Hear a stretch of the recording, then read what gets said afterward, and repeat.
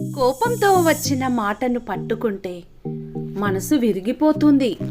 అదే కోపం వెనుకనున్న బాధను తెలుసుకుంటే బంధం నిలబడుతుంది. అలా ఉండగలగడానికి మనకు కావలసిన ఆయుధాలు చిరునవ్వు, మౌనం. చిరునవ్వు, మౌనం రెండు గొప్ప ఆయుధాలు. చిరునవ్వుతో చాలా సమస్యలు పరిష్కరించుకోవచ్చు.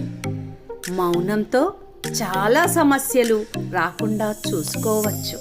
కోపంతో వచ్చిన మాటను పట్టుకుంటే మనసు విరిగిపోతుంది.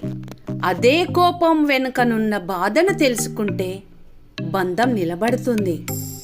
అలా ఉండగలగడానికి మనకు కావలసిన ఆయుధాలు చిరునవ్వు, మౌనం. చిరునవ్వు, మౌనం రెండు గొప్ప ఆయుధాలు. చిరునవ్వుతో చాలా సమస్యలు పరిష్కరించుకోవచ్చు. మౌనంతో చాలా సమస్యలు రాకుండా